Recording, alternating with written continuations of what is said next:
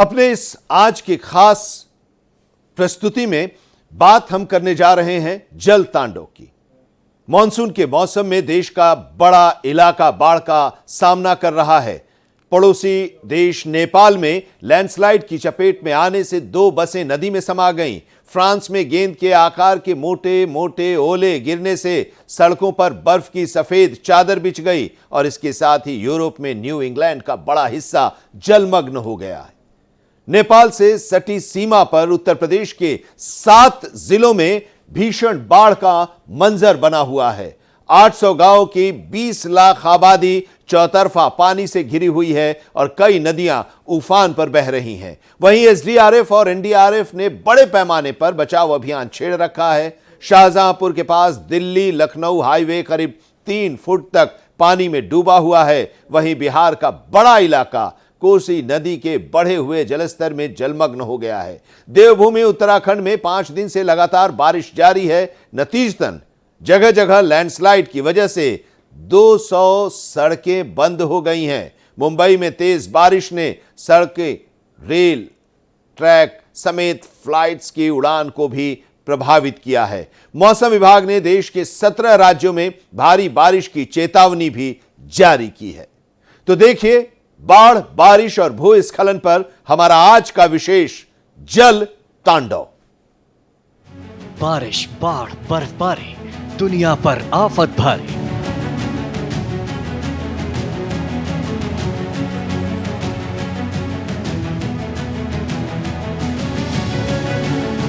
Nepal UP border, 7 जिलों में बाढ़ का मंजर।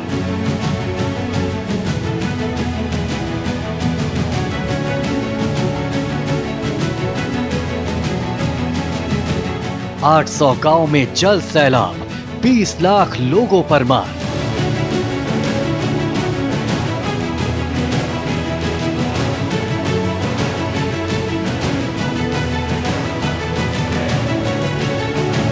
कई नदियों में उफान, एनडीआरएफ का बचाव अभियान।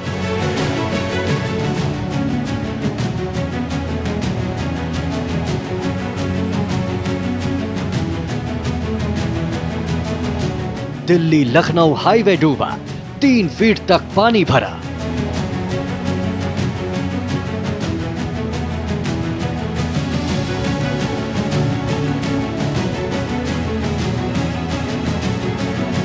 कोसी का जलस्तर बढ़ा, कई इलाकों में पानी घुसा।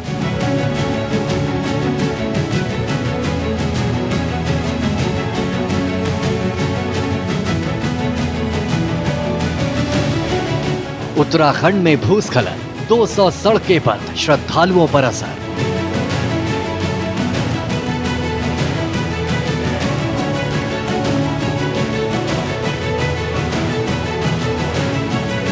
मुंबई में तेज बारिश, फ्लाइट पर असर, रेलवे ट्रैक जलमग्न।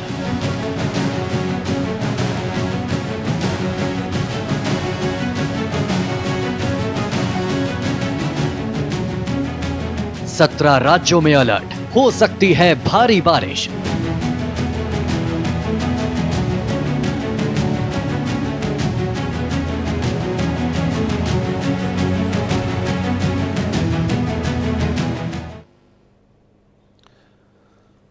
भारत के एक बड़े इलाके समेत पूरी दुनिया में बारिश, बाढ़ और बर्फबारी से भारी आफत आ गई है।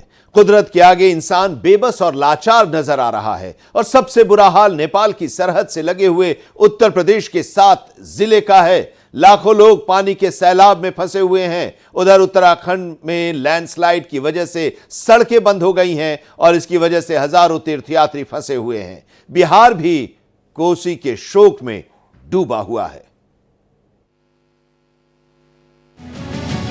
तेज बारिश के कारण नेपाल यूपी बॉर्डर के करीब 7 जिलों में बाढ़ जैसे हालात हैं। पीलीभीत, लखीमपुर खीरी, बहराइच, श्रावस्ती, बलरामपुर, सिद्धार्थनगर और महाराजगंज के करीब 800 गांव में 20 लाख से ज्यादा लोग बाढ़ से प्रभावित हैं। एनडीआरएफ और एसडीआरएफ की टीमें रेस्क्यू में जुटी हैं। यहाँ पे मुख्यतः जो हमारी दो नदियाँ हैं, रामगंगा और कोसी, उसमें जब वाटर लेवल बढ़ता है तो फ्लड लाइक सिचुएशन बनता है। आबादी में बहुत ज़्यादा अभी पानी घुसने की कोई शिकायत नहीं है। खेतों में पानी है, कुछ जगहों पे सड़कों पे पानी आ गया है। हमारी टीमें लगातार एक्टिव हैं। हम लोगों ने अपने तहसील स्तर पे टीमें बना रखी हैं। बाढ़ चौकियाँ हमारी एक्टिव हैं, जहाँ पे पुलिस और राजस्व और सिंचाई सभी की संयुक्त टीमें वहाँ पे कार्यरत है और लगातार मौके पे नज़र बनाए हुए हैं। इसके साथ ही साथ जहाँ जहाँ पे ऐसा हमें लग रहा है कि गांव के लोगों को अगर सड़क पे पानी है तो बाहर निकलने में दिक्कत होगी, तो वहाँ पे मेडिकल की टीमें भी वहाँ पे स्टेशन की जा रही हैं, जिससे कि किसी प्रकार की कोई समस्या ना आए। दवाइयों की किट भी हम बांट रहे हैं कि कोई वाटर बॉर्न डिजीजेज ना हो। जहाँ तक फसल का सवाल है, अभी हम लोग का जो आकलन है वो ये है कि मुख्यतः जहाँ जहाँ पे गन्ना लगा हुआ है वो वाटर लॉक्ड है। गन्ना को वाटर लॉगिंग से बहुत ज़्यादा नुकसान वैसे नहीं होता है, लेकिन फिर भी हम लोग लगातार नज़र रखे हुए हैं कि अगर कोई क्रॉप डैमेज होगा तो उसका तत्काल असेसमेंट करके, जैसा कि शासन के निर्देश हैं, हम लोग उसको अपलोड कराएंगे और किसानों को हम उसमें राहत दिलाएंगे। यूपी की कई नदियां उफान पर हैं। दिल्ली लखनऊ हाईवे पर शाहजहांपुर में करीब 2 से 3 फीट पानी भर चुका है। इस कारण हाईवे का एक हिस्सा बंद कर दिया गया है। गाड़ियों को डाइवर्ट करके निकाला जा रहा है। शाहजहांपुर के मेडिकल कॉलेज में भी पानी भरने के बाद मरीजों को शिफ्ट कर दिया गया है। ये सुबह से ही जो NH24 है वहाँ पे नैनीताल ढाबे के सामने पानी आया हुआ है, तो सुबह से लगातार हमारा फोर्स लगा हुआ है और कटरा से भी डाइवर्जन करवाया हुआ है। साथ ही साथ सीतापुर की तरफ से भी जो भारी वाहन आ रहे हैं, छोटे वाहन आ रहे हैं, उनका भी डाइवर्जन करवाया हुआ है। लगातार अगल बगल के जनपदों के साथ कोऑर्डिनेट किया जा रहा है और जो भारी वाहनों को हमारा फोर्स है वो लगकर उसको लगातार निकाल रहा है। ट्रैफिक चल रहा है, धीरे चल रहा है, लेकिन सुचारू रूप से चल रहा है। अगर उसके बावजूद कोई दिक्कत आएगी तो जो भारी वाहन है और जो छोटे वाहन है उनको और भी अन्य जगह से डाइवर्ट करवाया जाएगा। शाहजहांपुर में NDRF को रेस्क्यू के लिए लगाया गया है। पीलीभीत के डैम से छोड़े पानी के बाद गर्रा नदी उफान पर है। इससे शाहजहांपुर के 70 गांव में बाढ़ आ गई है। यहाँ 4 से 5 फीट तक पानी भर चुका है। लोग अपने घर बार तक छोड़ चुके हैं। स्थानीय लोगों का कहना है कि दशकों बाद ऐसी बाढ़ आई है।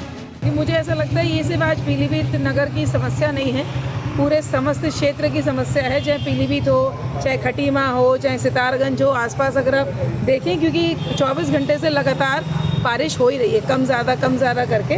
तो हमारी पूरी कोशिश है कि जितना सारे आप नाले भी देखिए, पूरे नाले उफान पे हैं, तेज़ी से नाले चल रहे हैं नदियों में, तलैयों में। चूँकि बरसात इतनी हुई है और ऊपर से भी लगातार पानी छोड़ा जा रहा है, डैम से भी पानी छोड़ा गया है, इसकी वजह से तलैया और नदियों का लेवल काफ़ी रेज हो गया है, जिसकी वजह से हमारे पानी पीलीभीत नगर से निकल तो रहा है लगातार, लेकिन चूँकि लेवल बराबर है तो इसलिए वो फ्लो बाहर की तरफ नहीं हो पा रहा है। तो मुझे ऐसा लगता है थोड़ी देर बरसात नहीं होगी तो शायद शहर से लेवल थोड़ा डाउन आए। उधर उत्तराखंड में लगातार 5 दिन से जारी बारिश और भूस्खलन के कारण 200 सड़कें बंद हैं। सबसे खराब हालात बद्रीनाथ रूट पर है, जहां 22 जगह लैंडस्लाइड से 4 धाम यात्रा मार्ग 3 दिन से बंद है। 4000 श्रद्धालु सड़कों पर फंसे हैं। बद्रीनाथ रूट पर लैंडस्लाइड के कारण दोनों तरफ लंबा जाम लगा है। सड़कों पर गाड़ियों की लंबी कतारें दूर से ही दिख जाएंगी। हालांकि प्रशासन की टीमें तेजी से मलबा हटा रही हैं। बद्रीनाथ में एक दिन पहले उपचुनाव की वोटिंग हुई थी। यहां से लौट रही 36 पोलिंग पार्टियों को मलबे के नीचे से पैदल निकाला गया। बद्रीनाथ से आने वाले ज्यादातर श्रद्धालु जोशी मठ में फंसे हुए हैं। इसके चलते पूरा इलाका हाउसफुल है।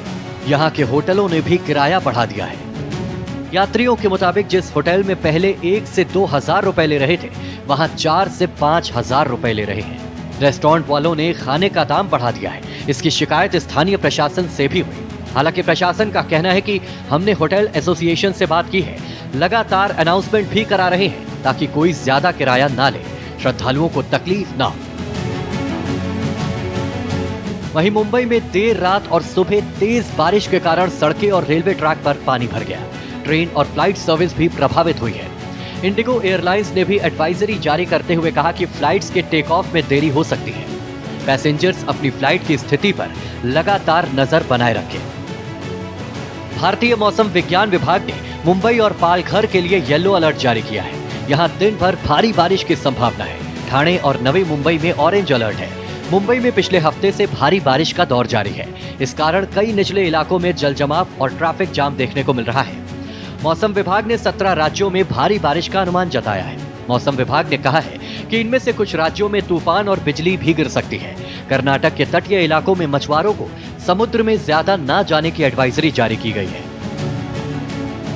पश्चिम बंगाल, सिक्किम, बिहार, अरुणाचल प्रदेश, ओडिशा में 14 जुलाई तक तेज बारिश होगी। असम, मेघालय समेत नॉर्थ ईस्ट के राज्यों में 15 जुलाई तक तेज बारिश का दौर जारी रहेगा। 14 और 15 जुलाई को आंध्र प्रदेश में तेज बारिश की चेतावनी जारी की गई है।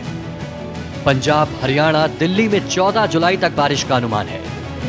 सेंट्रल वाटर कमीशन के मुताबिक देश के जलाशयों का जलस्तर पिछले साल सितंबर के बाद पहली बार बढ़ रहा है। दरअसल भारत के 150 जलाशयों की निगरानी करने वाले CWC ने नई जानकारी साझा की है। इसमें बताया गया है कि वाटर लेवल कुल 2% बढ़ा है। हालांकि CWC ने कहा है कि इन जलाशयों का कुल स्टोरेज लेवल पिछले साल की तुलना में गिर गया है। फिलहाल जो 2% बढ़ोतरी के आंकड़े सामने आए हैं वो मौजूदा स्टोरेज लेवल की तुलना में देखे गए आंकड़े हैं। अगर पिछले साल के स्टोरेज लेवल से आज का जलस्तर नापेंगे तो ये कम ही आएगा।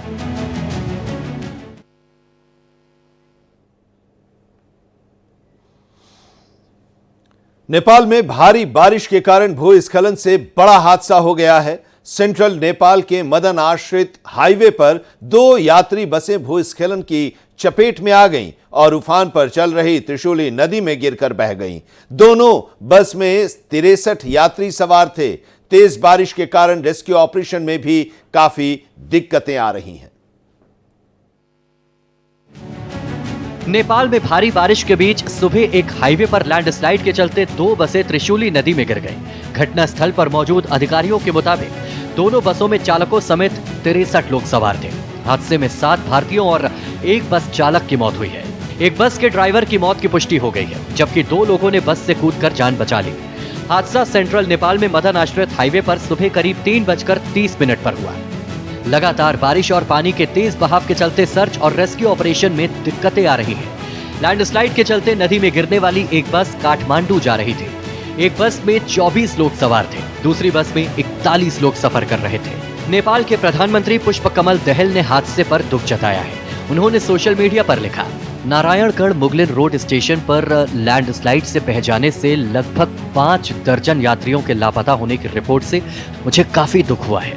मैं सरकार की सभी एजेंसियों को यात्रियों की खोज करने और उन्हें सही सलामत बचाने का निर्देश देता हूं। इसके साथ नेपाल में बारिश और खराब मौसम के चलते काठमांडू से भरतपुर जाने वाली सभी फ्लाइट्स को अगले आदेश तक रद्द कर दिया गया है। वहीं पिछले 7 दिनों में 62 लोगों की मौत हुई है और 90 से ज्यादा लोग घायल हुए हैं।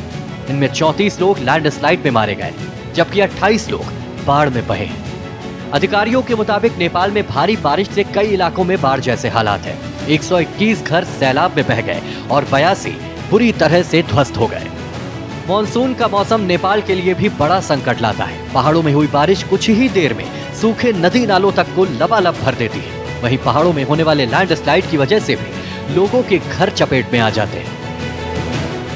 बात दिल्ली की। दिल्ली के बवाना में आधी रात मुनक नहर में दरार आ गई और इसकी वजह से कुछ ही वक्त में कई रिहायशी इलाके जलमग्न हो गए। कॉलोनी में 3 फीट तक पानी भर गया और इस नहर से दिल्ली के हैदरपुर, बवाना, द्वारका और नांगलोई जल उपचार संयंत्र को पानी मिलता है। नहर की मरम्मत के लिए CLC में पानी का बहाव रोक दिया गया है और इसके पानी को यमुना और दिल्ली सब ब्रांच में डाला जा रहा है। देखिए ये रिपोर्ट। बारिश के कहर से उत्तराखंड, हिमाचल प्रदेश, असम, बिहार और उत्तर प्रदेश तो हलकान है ही। अब दिल्ली भी इससे अछूती नहीं है। दिल्ली के बवाना में बाढ़ जैसे हालात पैदा हो गए हैं। दरअसल मुनक नहर में बड़ी दरार आने की वजह से नहर का पानी कॉलोनी में घुस चुका है। बीती रात 1 बजे बवाना की JJ कॉलोनी में अचानक ही शोर मचने लगा। चीख पुकार सुनकर लोग घरों से बाहर आए तो देखा सड़क पर पानी भरा हुआ है। देखते ही देखते पानी सड़क को पार करता हुआ घरों में घुसने लगा। घरों में 3 से 4 फीट तक पानी भर गया। थोड़ी ही देर में पूरी कॉलोनी एक झील में तब्दील हो गई। किसी ने फोन करके फौरन ही इलाके की बिजली सप्लाई कट कराई। लोगों की सूचना पर NDRF की टीम भी आ गई। सोनीपत की तरफ से पानी का प्रवाह कम हो गया है और अधिकारियों ने हरियाणा से नहर के गेट बंद करने का अनुरोध किया है ताकि प्रवाह को नियंत्रित किया जा सके। दिल्ली सरकार में मंत्री आतिशी स्थिति का जायजा लेने के लिए बवाना इलाके के JJ कॉलोनी पहुंचे। उत्तरी दिल्ली के मुनक नहर का बैराज टूटने से आसपास के रिहायशी इलाकों में पानी घुस गया। आतिशी ने कहा कि हमने पानी को दूसरी उपशाखा में भेज दिया है। यहाँ पर जो दिल्ली में हरियाणा से पानी मुनक कनाल लेके आती है, उसकी एक सब ब्रांच करियर लाइन चैनल में जो एम्बैंकमेंट वॉल है वो ब्रीच हुई है, यानी टूटी है। उसकी वजह से जो मुनक कनाल में पानी आता है वो पानी बहकर भवाना जेजे कॉलोनी के कई एरियाज़ में चला गया है। जो मुनक कनाल है ये हरियाणा इरिगेशन डिपार्टमेंट द्वारा मेंटेन की जाती है, इसका रखरखाव उनके पास होता है। हरियाणा इरिगेशन डिपार्टमेंट की टीम कल रात से ही यहाँ पर साइट पर मौजूद है। उनके साथ दिल्ली जल बोर्ड की भी टीम यहाँ पर साइट पर मौजूद है। हरियाणा इरिगेशन डिपार्टमेंट को किसी भी प्रकार का सपोर्ट चाहिए, वो सपोर्ट दिल्ली जल बोर्ड द्वारा प्रोवाइड किया जा सकता है। आप देख सकते हैं कि यहाँ पर ऑलरेडी काफ़ी वॉर फुटिंग पर काम शुरू हो गया है और इस एम्बैंकमेंट को रिपेयर करने का काम किया जा रहा है। हम हरियाणा सरकार से लगातार टच में हैं और जैसे ही ये ब्रीच की खबर आई तो जो ककरोई हेड है जहाँ से पानी मुनक कनाल में आता है, उस ककरोई हेड से सारा पानी जो करियर लाइन चैनल इस सब ब्रांच में आ रहा था उसको डाइवर्ट करके जो दूसरी सब ब्रांच है डीएसबी उसमें भेज दिया गया। अब आप देख सकते हैं कि पानी का फ्लो तकरीबन रुक गया है। बता दें कि मुनक नहर का रखरखाव हरियाणा तक हरियाणा सरकार के सिंचाई विभाग के जिम्मे रहता है और उसके बाद दिल्ली जल बोर्ड इसकी देखरेख करता है। सामने आई दरार के बाद दोनों ही विभाग मिलकर इसकी मरम्मत का कार्य कर रहे हैं। बरसात के मौसम में अक्सर जब जल का प्रवाह काफी ज्यादा तेज होता है तो मुनक नहर के कुछ जगहों पर दरार आ जाती है। ऐसे में उसकी तुरंत मरम्मत कर पानी आने की प्रक्रिया को फिर से सामान्य रूप से चालू किया जाता है। इस नहर के जरिए पानी वजीराबाद तक पहुंच जाता है और उसके बाद वहां से अलग अलग वाटर ट्रीटमेंट प्लांट में भेजा जाता है।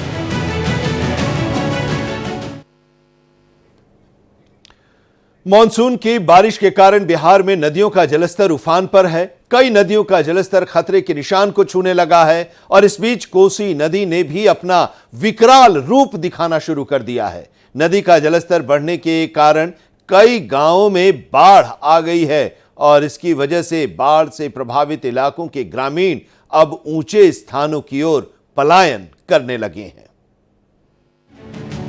भारत के कई राज्यों में इस वक्त भारी बारिश के कारण बाढ़ की स्थिति बनी हुई है। हर साल बारिश के सीजन में बिहार भी चर्चा में आ जाता है। कोसी समेत कई नदियां उफान पर है जिस कारण बिहार के कई जिलों में बाढ़ का संकट पड़ रहा है।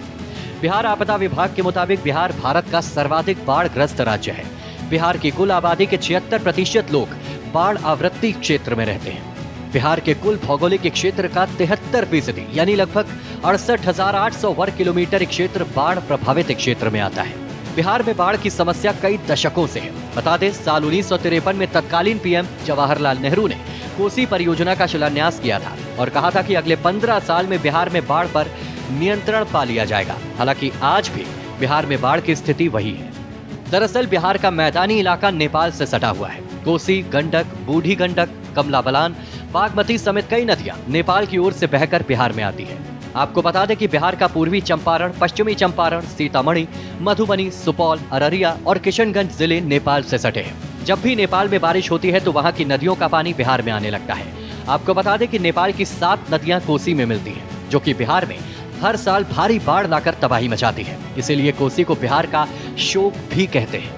बिहार सरकार के मंत्रियों समेत कई जानकारों का मानना है कि नेपाल में जब तक कोसी नदी पर हाई डैम नहीं बनता तब तक बिहार में बाढ़ की समस्या जारी रहेगी। भारत और नेपाल के बीच इसे लेकर कई दौर की बातचीत हुई लेकिन कोई फैसला नहीं हो पाया। कोसी नदी पर हाई डैम को लेकर नेपाल के लोग विरोध में हैं। उनका मानना है कि कोसी पर हाई डैम बनने से पर्यावरण पर बुरा असर होगा और साथ ही नेपाल का बहुत बड़ा भूभाग डूब जाएगा। बिहार में फरक्का बैराज को भी बाढ़ का बड़ा कारण माना जाता है। दरअसल गंगा और दूसरी सहायक नदियां अपने साथ गाद बहाकर लाती हैं, जिससे नदी का जल प्रवाह बाधित होता है। इस कारण गाद मुहाने पर जमा होता रहता है। पहले गाद पानी के साथ बह जाती थी, लेकिन अब तटबंधों और बैराज के कारण ये बह नहीं पाती। इस कारण ये नदी को उथला बना देती है, जिससे नदियों का पानी बाढ़ का कारण बन जाता है। जानकार बताते हैं कि बिहार में बाढ़ का मुख्य कारण पानी की निकासी न होना है। कोसी नदी पहले कई अलग अलग धाराओं में बहती थी, लेकिन इसे तटबंधों से बांधने की कोशिश की गई। मिट्टी से बने बांध आसानी से टूट जाते हैं। ऐसे में इनसे निकलने वाला पानी और भी ज्यादा खतरनाक हो जाता है। पहले पानी आसानी से निकल जाता था, लेकिन बांध के कारण ये और प्रलयकारी हो गया है। वहीं नेपाल में पत्थरों के उत्खनन और खेती के लिए जंगलों की अंधाधुंध कटाई हुई है। इसका घाटा यह हुआ कि बारिश का पानी रुकने की जगह तेजी से नीचे की ओर आ जाता है। इस कारण बिहार में आने वाली नदियां उफान पर आ जाती हैं और बिहार में बड़ी बाढ़ लाती है। इसके अलावा नदी किनारे लोगों का रहना और जागरूकता की कमी बाढ़ के नुकसान को और ज्यादा बढ़ाती है।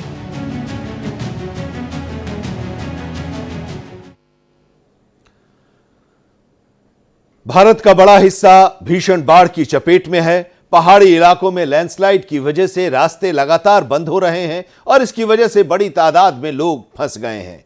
पड़ोसी देश नेपाल में भूस्खलन की वजह से 2 बसें नदी में गिर गईं, तो वहीं नदियों और नहरों के तटबंध टूटने के कारण दिल्ली समेत बिहार और उत्तर प्रदेश का बड़ा रिहायशी इलाका जलमग्न हो गया है। मौसम विज्ञान विभाग के मुताबिक कई राज्यों में तेज बारिश के आसार अब भी बने हुए हैं, लिहाजा बारिश और बाढ़ की मार अब भी जारी रहेगी। बाढ़, बारिश और भूस्खलन पर हमारे विशेष जल तांडव में अभी इतना ही, लेकिन देश और दुनिया के तमाम खबरों के लिए जुड़े रहिए भारत एक्सप्रेस के साथ।